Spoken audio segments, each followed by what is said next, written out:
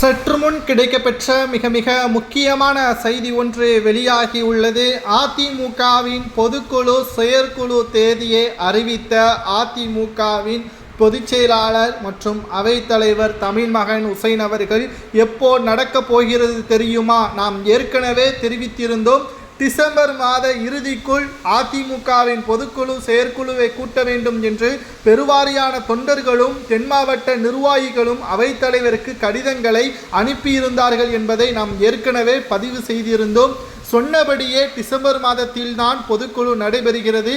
December 10ஆம் தேதி அதிமுகவின் பொதுக்குழு அறிவிக்கப்பட்டுள்ளது. குறிப்பாக எடப்பாடி பழனிசாமி அவர்களுக்கு எதிராக நம்பிக்கையில்லாத தீர்மானம் கொண்டு வரப்படுகிறதா என்பதை பொறுத்திருந்துதான் பார்க்க வேண்டும். தென் மாவட்ட நிர்வாகிகள் கடுமையான கோபத்தில் எடப்பாடி பழனிசாமியின் மீது இருக்கிறார்கள்.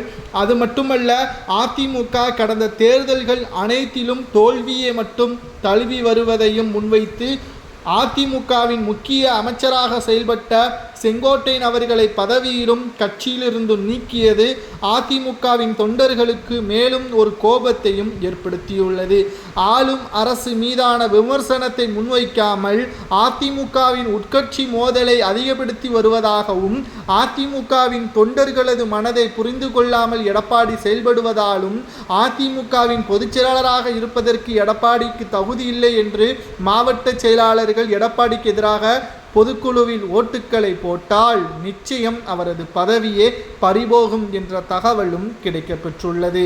ஆனால் எடப்பாடிக்கு எதிரான முடிவுகளை மாவட்ட செயலாளர்கள் அதிமுகவின் பொதுக்குழுவில் ஒன்றாக இணைந்து தெரிவித்தால் மட்டும்தான் இது நடைபெறும். இல்லை என்றால் அவரே பொதுச் செயலாளராக தொடருவார். சட்டசபை தேர்தலில் அதிமுக தோல்வியேதான் தழுவும் என்ற முக்கியமான தகவலையும் நம்மால் பார்க்க முடிகிறது. அதிமுக பாஜக கூட்டணி உறுதி செய்யப்பட்டு இருக்கக்கூடிய நிலையில் அடுத்து அரசியல் கட்ட நகர்வு என்ன, பாஜகவிற்கு எத்தனை தொகுதி, எந்த தொகுதியெல்லாம் கொடுக்க போகிறது என்பதையும் இந்த பொதுக்குழுவில் பேசி முடிவெடுக்கப்படும். ஆனால் அதற்கு முன்பாகவே அதிமுகவை ஒருங்கிணையுங்கள், அதுதானே தேவை. அடுத்த கட்ட நடவடிக்கைகளை பற்றி பேசுவதற்கு முன்பாக முதலில் அதிமுக ஒன்றிணைந்தால் மட்டும்தான் வெற்றி வாய்ப்பை நம்மால் பெற முடியும். பொதுக்குழுவில் எடப்பாடிக்கு எதிராக ஓட்டுக்களை மாவட்ட செயலாளர்கள் போடுவார்களா? உங்களது தொகுதியில் யாருக்கு ஆதரவு என்பதை மறக்காம கமெண்ட் வாயிலாக கூறுங்கள். ஓபிஎஸ் இருக்கா, எடப்பாடிக்கா என்பதை அதிமுகவின் தொண்டர்கள் கமெண்ட் வாயிலாக கூறுங்கள். நிச்சயம் அதிமுகவின் தலைமைக்கு பயனுள்ளதாக அமையும்.